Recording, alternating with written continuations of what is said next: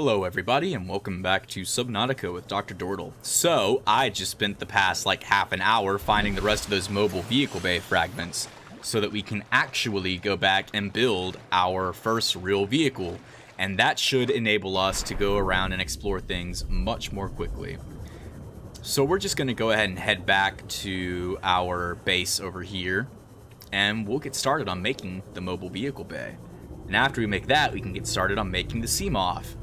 Noticing a trend in this game so far?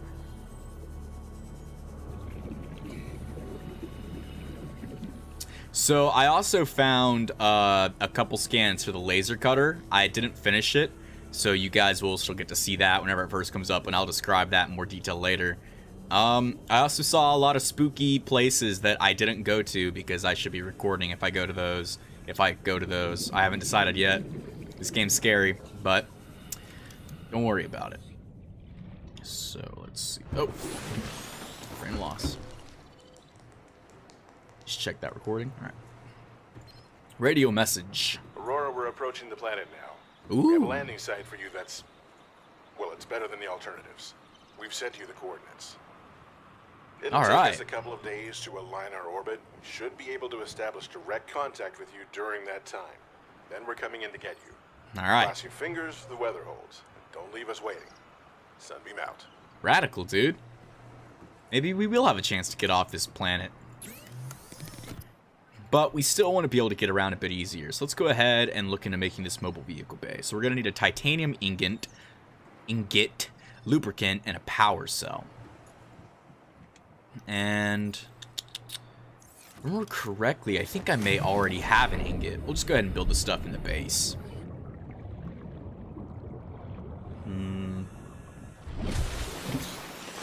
Welcome aboard, Captain. So let's check all this out. I definitely have enough titanium to make an ingot if I don't have one already. It's a battery. I have a titanium ingot and a lubricant. So now we really just need a power cell. And I believe you make that using a battery. 2 batteries and a silicone rubber. Alright.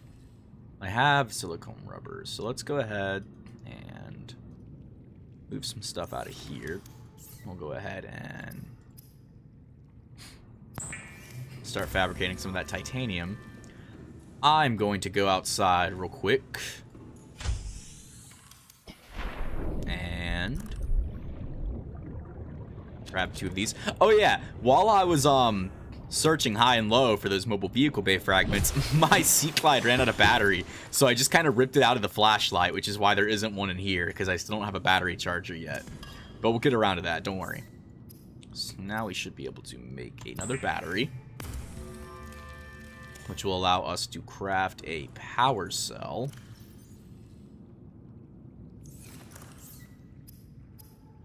Which will, in turn,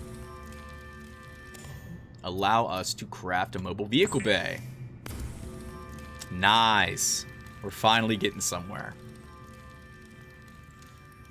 Honestly, I checked the map time. I've been playing this for like 3 hours and like 20 minutes. That is way longer than it usually takes to find the mobile vehicle bay. In my experience, at least. And we're going to put the mobile vehicle bay... We're going to put it a little ways out here. Just for future necessity. Don't really worry about it right now, guys. So what we're going to do is assign that to a quick slot.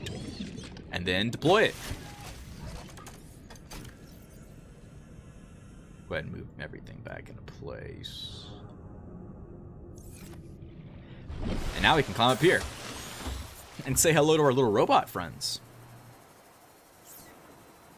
And now we can build vehicles. So, to build our Seamoth, we're going to need another power cell, another titanium ingot, 2 glass, a lead, and a lubricant.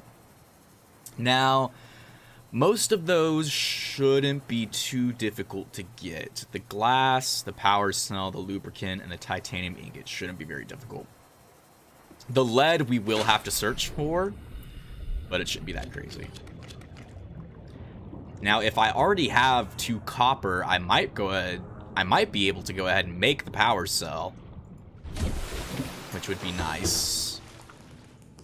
I think I probably have enough titanium to make an ingot. 1, 2, 3, 4, 5, 6, 7, 8, 9, 10. I have exactly enough in my inventory to make an ingot. I didn't start a timer because I'm really good at Let's Playing. Alright, now I'll make some glass. Enameled glass. Well, we don't want that. Not yet, at least. Make some more glass. And then we want to make...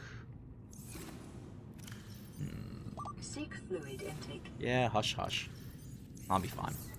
So then we want to make some batteries. Did I... Oh, that was gold, wasn't it? Son of a bitch. Alright, well, I need to get food, and I need to listen to this radio message. Plan pre-recorded distress call. This is Officer Keane in Light Pod 19. The captain is gone. I have assumed command. The last thing the captain did was give me coordinates for dry land. We regroup 1.5 kilometers southwest of the crash site. Stay together and good luck. This message will now repeat. Rendezvous coordinates corrupted. Transmission origin coordinates downloaded. Huh. Signal location uploaded to PDA. Interesting. Alright, well, I'm going to grab a little bit of food and also try to find that copper, so we'll be right back. And we're back with plenty of supplies for the eating and crafting and whatnot. So the first thing I'm going to do is get some water in my tum-tum so this computer lady stops bitching at me. Just down a few of these. Vital signs stabilizing. And then I want to cure as many peepers as possible. So I can't remember if I explained it or not, but curing food basically just makes it to where it doesn't go bad, at least not nearly as quickly. And the raw fish will go bad pretty quickly too, so we just want to eat all this while we can. And I'll work on curing more food and making more water in between episodes. Alright, so now we can eat all this delicious cooked food, which also gives us a little bit of water and won't last that long, so we're just going to continue to eat it. Oh, we do have some cured food. Alright, so we'll put that in there. And cured food is something that we really only want to eat on, like, expeditions or something, and not just, like, generally, because it will dehydrate us. So we want to work with what we've got, and we don't want to dehydrate ourselves just for the sake of food.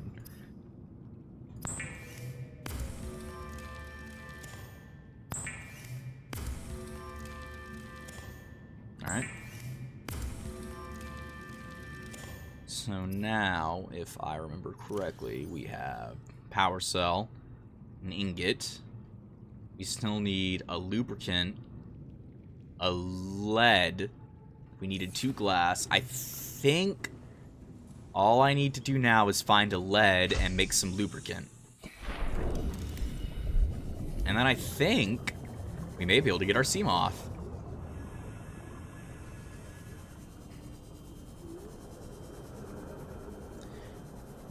Alright, keep an eye out for the kelp forest, guys. That's where we need to be going right now. Oh, good job, guys. You found it. Oh, my God. That was loud. Oh, would you? Yeah, alright. So we need to get some of those pretty little glow pods. And lead! How about that? Alright.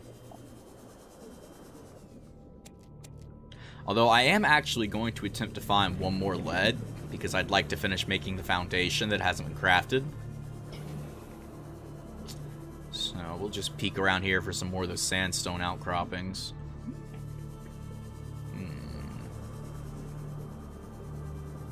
Hey guys, how are my S's? My S's aren't too sharp, and my audio, are they? I have a friend that complains about it every time we hang out in Discord, and I don't know if that's like a net problem or like a mic problem or something, but hopefully I'm not like, you know, shoving broken glass in your ears each time I use an S word. Well, fuck. Okay, don't really have any batteries left, so I guess maybe I'll look for that lead later. Alright. This is gonna be a lot longer for me than it is for you guys. But I'll see you in a bit.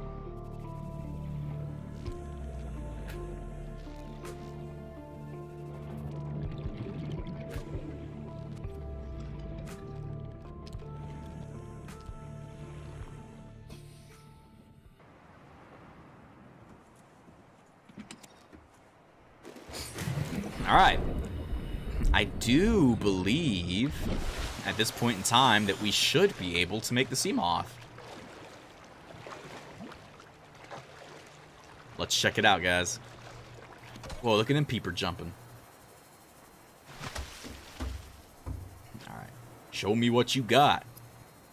Most excellent. The Seamoth is a fast, safe mode of transport. But remember that swimming is good for your glutes and endorphin levels. Oh, radical. Alright, check this beauty out. Now this is a Seamoth, and this has just opened up a lot of possibilities for us guys. So we'll just go ahead and jump in here. Welcome aboard, Captain. And as you can see, this is like an actual like full-size ship. So yeah, let's take this out for a spin and I'll talk about it. Now, one of the best things about the Seamoth is that it has its own oxygen supply, so I won't have to be ducking back to the surface as long as it has power. It also allows me to go lower, so I can get down to 200 meters before I reach crush depth, which if you're below crush depth, you will start to take damage to your ship. And that's no good. But basically, this will allow me to get way closer to crush depth, which also increases my oxygen use. But I'll be able to go deeper and then go out for swims, and to look around with my Seamoth. And this is a lot faster, too. I believe the Seamoth is the fastest mode of transportation in the game. So it just opens up a lot of possibilities. We've already checked this out. And now that we have it, I don't mind showing you guys one of my favorite biomes in the game.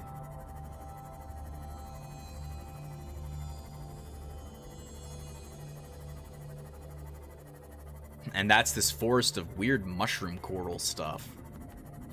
This place is super dope. I actually built a base like right here. Like the way this place looks a lot. So, as you can see, we still can't go super deep with the Seamoth, but you can actually upgrade your vehicles in this game to allow you to go deeper and do things like resist more damage and whatnot. And I do believe you can start implementing defensive capabilities into it as well. The biomass in this area is dominated by plant life, picking up faint or terra vehicle signatures. Although, I think... Passing 100 meters. Hey, look at that. Efficiency decreased. I think that's called an amp ill. Let's not mess with it right now. Passing 200 meters. Oxygen efficiency greatly decreased. No, it's fine.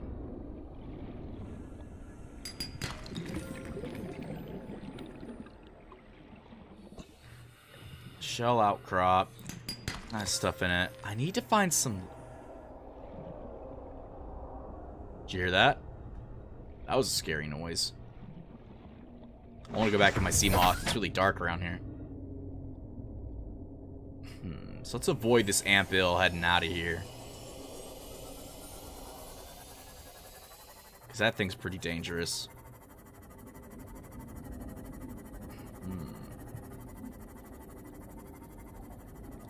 Another thing that we want to be wary of is the fact that we don't want to run into plant or animal life, because it'll actually damage your vehicle. So we do want to be mindful. Even the stupid little fish will break your ship if you run into them too much.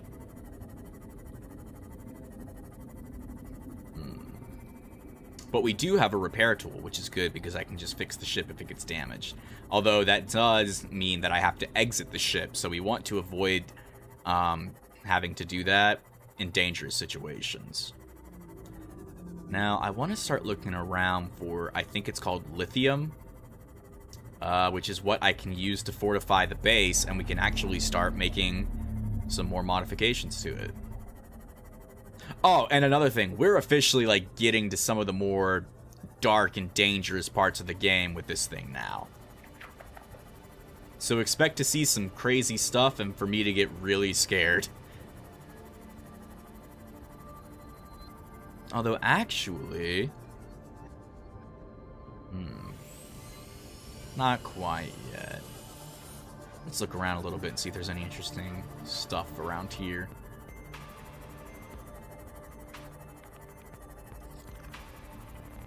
So we could head down here if we felt so inclined. Oof. Like that. That's something that you want to avoid doing if you can. I think that might actually be the last laser cutter fragment. Oh, apparently I've already built the laser cutter. Well, I'm a big stinky liar. Sorry, guys.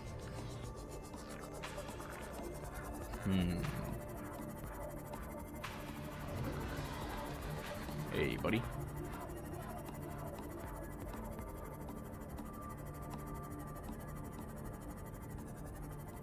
Of course, now that I've built the mobile vehicle bay, I find, like, a ton of fragments for it everywhere. Is this a dangerous place? I can't remember. Really need some lithium. Oh, shit.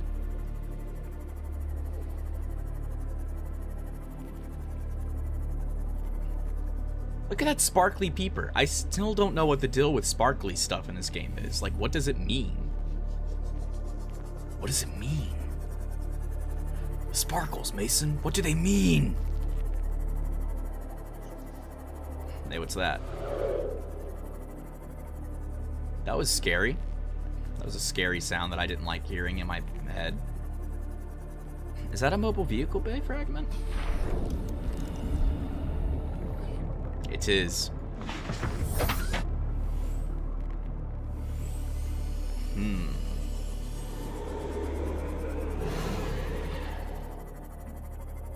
That's a loud, scary boy. Where'd the music go?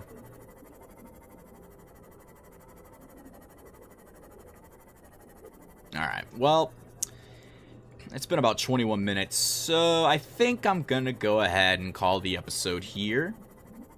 And the next time we come back, I reckon we'll go meet up with the Sunbeam. So, until next time, I hope you guys enjoyed the episode, and take it easy. I'll catch you guys around. Bye-bye.